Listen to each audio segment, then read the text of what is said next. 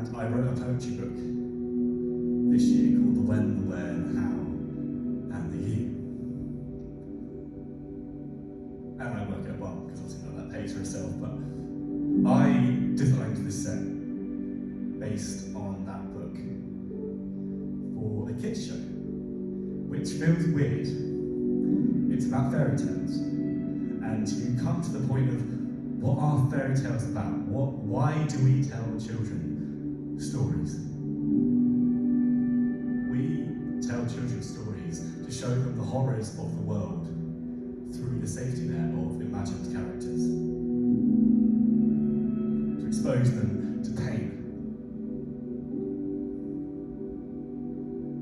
to expose them to heartbreak and love and every feeling that makes up life. And so that's why I designed this set. The when, the where, the how, and the who. And I thought, what a perfect opportunity to read out some of the poems that are in the set. So here we go.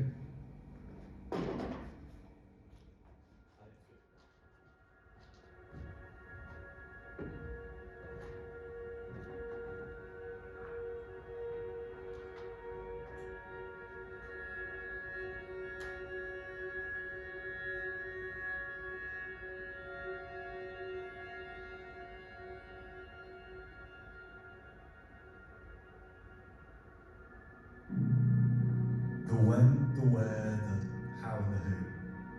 I was so sad, I was distraught the day I met you. The when, the where, the how, and the who.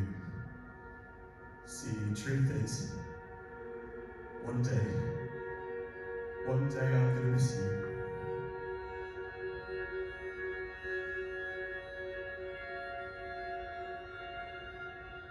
The when, the where, the how, and the who.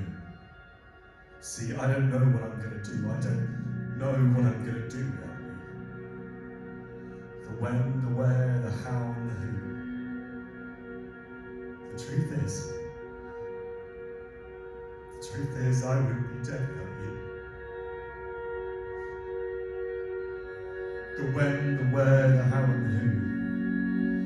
Because it was the when, the where, the how, and it was the you. It was always you.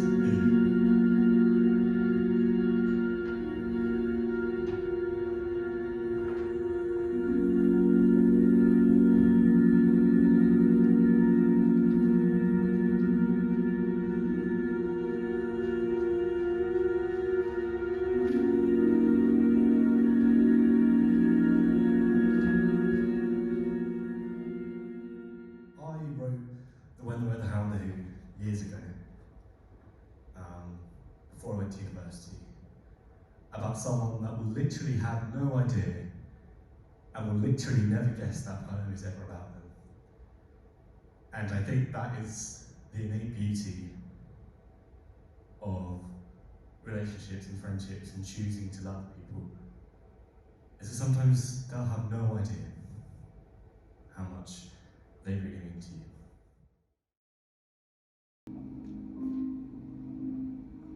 We spend so much time wishing we were at the next step, wishing we were somewhere that we're not.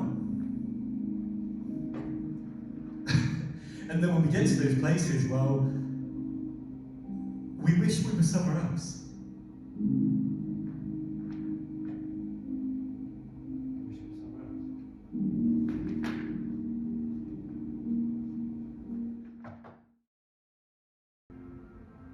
Faro, the crisis. So I wrote this silly book. A crisis is a Tuesday morning. Now every Tuesday I seem to be in a mood and I sort of laugh to myself, that bastard book haunts me. So the book was not about me being sad. It was about me making mistakes. It was about the best days of my life. Now I sit here having a silly panic attack on a Tuesday because I need a problem, I need a reason, I need an excuse to feel alive. Again, rather than just make the mistakes, I need a problem, I need a reason, I need an excuse, I need a problem, I need a reason, I need an excuse, I need a problem, I need a reason, I need an excuse, need a problem, need a reason, need an excuse to be alive. See, one day you'll be happy. And it will just be too late.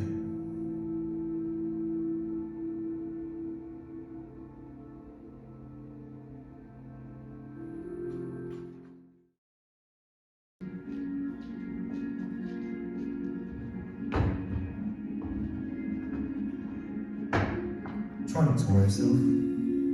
I know you're terrified of regret.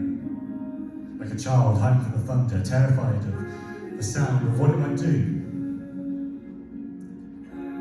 But you need to learn to dance in the rain, because life is made up of days that mean nothing, but moments that mean everything.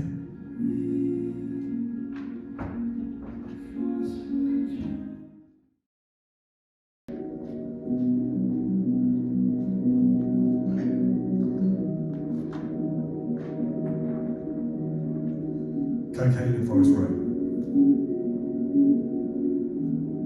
You were always there. I mean, you weren't always there for me, but you were always there.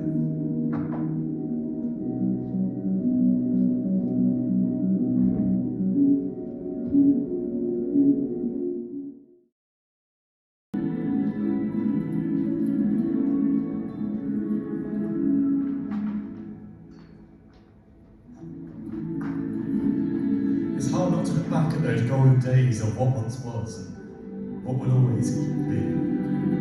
To look back and love that you lived, the experience, the pain, the love, every feeling that you want to feel. Because that's what life is the pain. But the pain is so beautiful because you know you lived. And I'm so glad you will see today and tomorrow and yesterday. And the clock will only ever tick forwards, but there is something so beautiful. Knowing, wishing, dreaming, knowing it's counting down.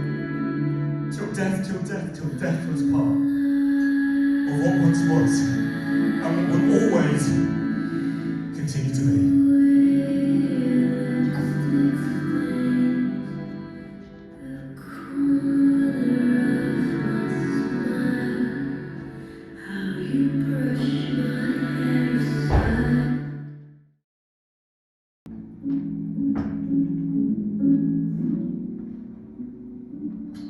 The boys are scared. We're scared to think, scared to love, scared to be okay. Scared to lose everything just to get something. Because without the chaos to fight, it doesn't feel right. There must be something for us to fight, to conquer, to claim, to love, despite just tonight. I might just be alright.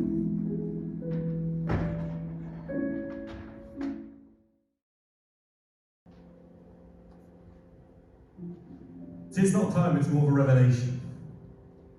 See, we were on this 10-hour dodgy minibus ride to the Sahara Desert.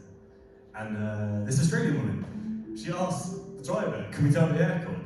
And he says, it's not going to change anything, we're in Africa. And I sat there and was passed out in the heat watching the sort of shadows on the curtains. And I thought to myself, it was never about the places or the things, no. It was always about the people. See, bad things happened, and that's not going to change. So why worry about the past? We're in Africa.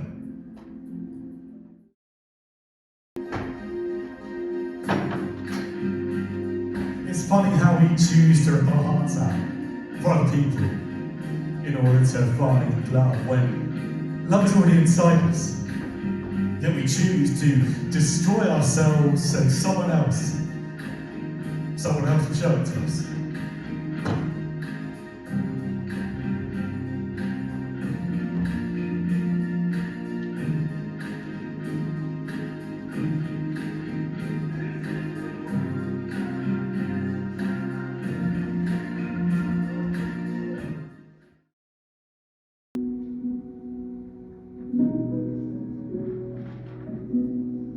A crisis is a Tuesday morning. See, I woke up from sleep on Tuesday, drenched in a pool of sweat. worrying that I wasted my time, worrying about the future, reminiscing over the past. See, it made me realise I think we all rush too much. I think we're all constantly looking for that next thing. See, we all want to be cool, to be popular, to be loved, but many people die before they ever allow themselves to just live. See, we're all so obsessed by the what once was and the what might never be that we forget that all that there ever is the now. See, maybe you were never loved, and maybe nobody even cared. It's only when our plans go wrong that we start to feel that we allow ourselves to feel every emotion, that we allow ourselves to feel alive. So I think when we sit back, we start to realise, well, it was never about the places or the things, no, it was always about the people. See, I'm so glad that I had this crisis on a Tuesday morning, because on Wednesday I got to live.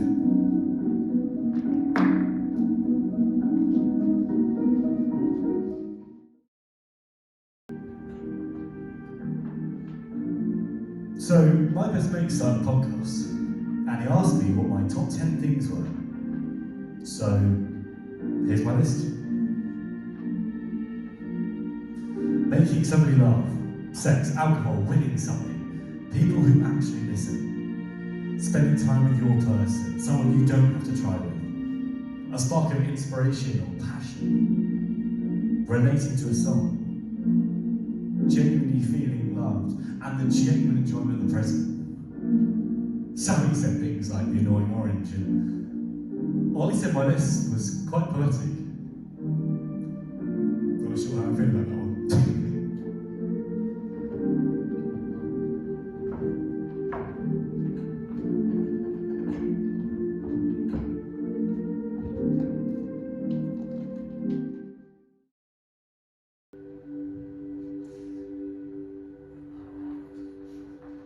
I sat at the station for 47 minutes. Tears welled in my eyes. You saved my life by doing nothing at all.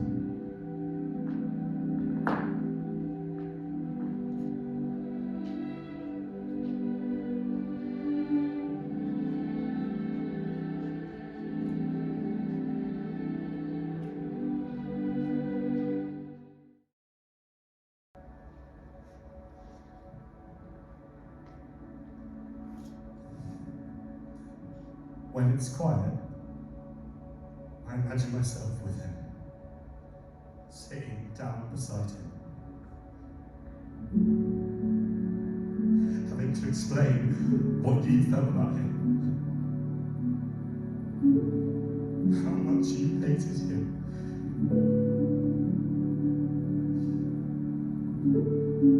hearing tears welling up in his eyes. Maybe they were right. Maybe he can't even love himself.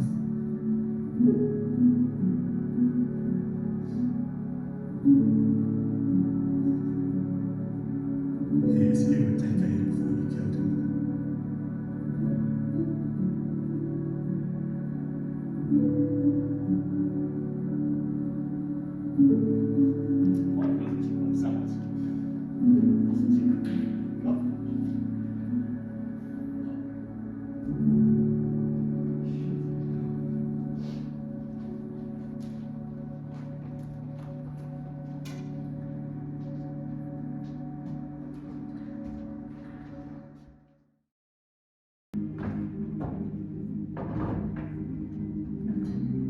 We tell stories, and we tell lies. I can tell a story straight through your eyes. We tell stories. We tell lies to protect the screaming child inside. We tell stories, and we tell lies. I'd be dead if it weren't for you. I don't think you quite realise.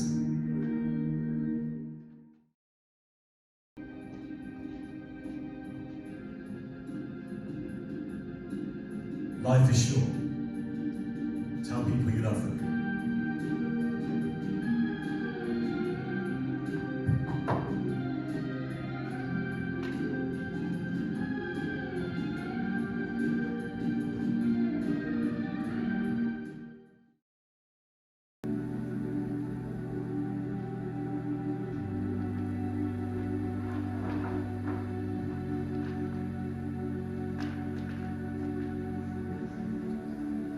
much as it hurts me that I'll never see you again. Even though I wasn't well, I guess I'll just pretend. You'll always hold a special place to me, and from now until then, I will love you forever. And forever again.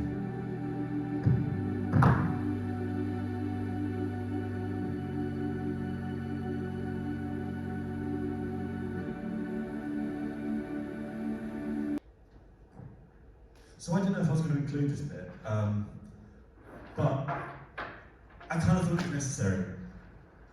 I didn't know what Stockholm Syndrome was until we were at the pub with my mate. I was at the pub with my best mate.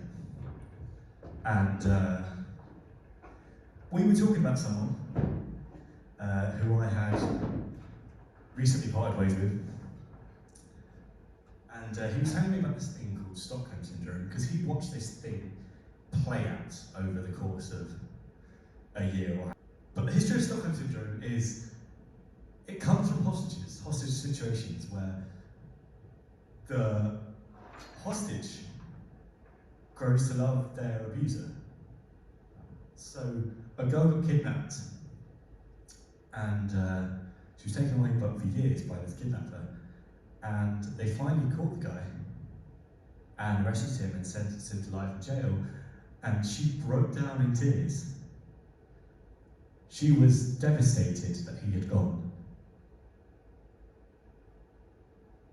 Even though he was hurting her and had been for years. And it's a thing outside of hostage situations where you love someone that is hurting you again and again. And it can be as dramatic as that, or as little as someone that isn't good for you. Someone that did more harm than good. And I remember him telling me that night of Stockholm Syndrome, and it kind of opened my eyes insanely to a whole world of things, whether that be family or friends. Just knowing that someone is hurting you, but letting them do it because you love them. I thought I'd add that in.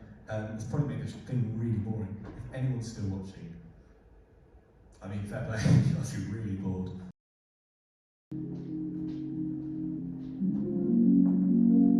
Well look, in the end it was always about you lot. In the end, dying was never going to let you win. In the end, you take responsibility. In the end, it was always about you. Would you like it to take more? Scared of tomorrow, the blood on the floor, the winter frost and the April showers. You put your head in his arms and you be there for hours. Now go. Fuck off and have a beautiful life.